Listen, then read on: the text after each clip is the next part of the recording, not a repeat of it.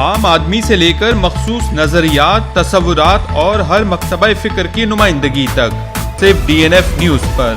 تو آج جو میڈیا کے حالات ہیں، میں اپنی ذاتی بات تو بالکل نہیں کروں گا، کیونکہ جو کچھ میرے ساتھ ہوا وہ سب کو پتہ ہے اس کا ذمہ دار کون ہے، اور اس کے ذمہ داران جو ہیں وہ کچھ دن پہلے ہی یہاں پہ آزادی رائے کے حق میں تقریریں کر کے بھی جا چکے ہیں۔ تو میں صرف اتنا کہوں گا کہ جب تک اس ملک میں سیاستدان آزاد نہیں ہوتا، جب تک اس ملک میں عام شہری کو بولنے کی آزادی نہیں ملتی،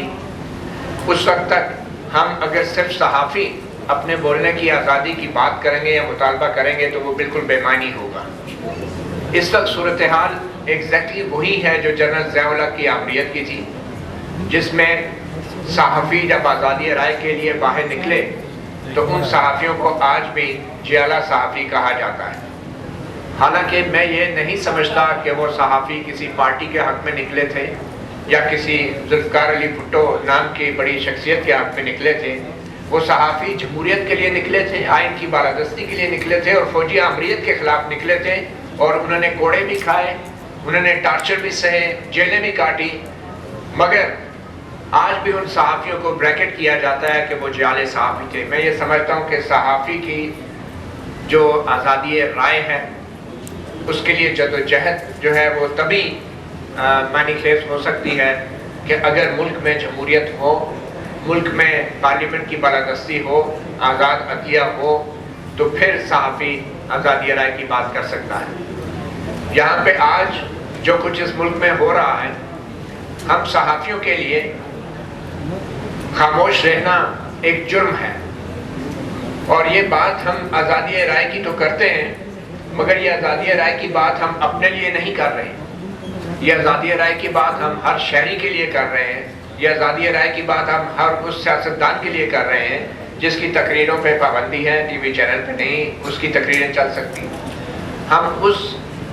ہر اس لاپتہ افراد کے لواحقین کے لیے کر رہے ہیں جن کے انٹرویوز یا جن کی کہانیاں ہم مین اسٹریم میڈیا پہ نہیں چلا سکتے۔ ہم ان ملزمان کے لیے بھی کر رہے ہیں کہ جو عدالت میں محض ان پہ الزام لگا کے سائبر کرائم کا ان کو جیلوں میں بھیج دیا جاتا ہے، گرفتار کر لیا جاتا ہے، اور ہم اس ڈیو پروسیس کے لیے کر رہے ہیں کہ جو ہماری عدلیہ جس کو فالو نہیں کر پا رہی۔ تو آج میں سمجھتا ہوں صحافیوں کے لیے سب سے بڑا چیلنج صرف اپنی آزادی رائے کا نہیں ہے،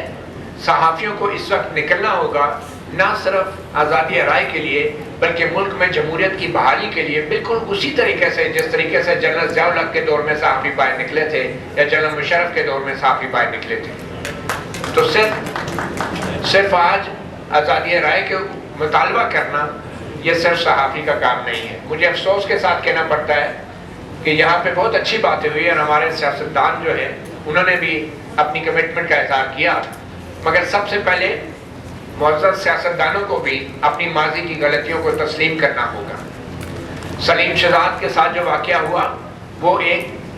جمہوری دور میں ہوا، بظاہر جمہوری دور میں ہوا۔ حامد میر کے ساتھ جو واقعہ ہوا وہ بظاہر ایک جمہوری دور میں ہوا، اور پھر جو ایبٹ آباد میں واقعہ ہوا وہ بھی ایک جمہوری دور میں ہوا، جو آرمی پبلک اسکول پشاور میں واقعہ ہوا وہ بھی جمہوری دور میں ہوا، مگر اس وقت ہمارے وزرائے اعظم، ہمارے وزرائے داخلہ اور اس وقت ہماری حکومتیں، سویلین حکومتیں، جمہوری حکومتیں، انہوں نے تمام واقعات کے حوالے سے رپورٹیں منظر عام پہ کیوں نہیں لائی؟ اور اگر نہیں لائی تو میں یہ سمجھتا ہوں کہ آج کسی بھی قسم کی تقریر کرنے سے پہلے اپنی ماضی کی کمزوریوں اور غلطیوں کا انہیں اعتراف کرنا ہوگا برملا، تاکہ دوبارہ ایسی غلطیوں کو نہ دہرایا جائے۔ میں آخر میں PFUJ سے یہ توقع کرتا ہوں کہ آپ کی بات جو بھی احتجاج ہوگا یا جو بھی لانگ مارچ ہوگی یا جو بھی منصوبہ بندی ہوگی آزادی رائے کے لیے، اس کو صرف اکیلے صحافیوں کی تک محدود نہیں رکھا جائے گا۔ ان تمام جمہوری قوتوں کے ساتھ مل کر تمام جو کمیونٹیز ہیں، جو وکلا ہیں، وہ مزدور ہیں، جو وہ لوگ ہیں جو لاکھوں کی تعداد میں بے روزگار ہو رہے ہیں، جو لوگ پس رہے ہیں، ان سب کو ساتھ ملا کر ہم تمام شہریوں کے لیے آزادی رائے کے لیے نکلیں گے۔ صرف صحافیوں اور میڈیا کے اداروں کی بات نہیں ہوگی، ان تمام لوگوں کی بات ہوگی جو اس جابرانہ نظام کے تحت جو ہے وہ پس رہے ہیں۔ اور آخری بات یہ کروں گا کہ آج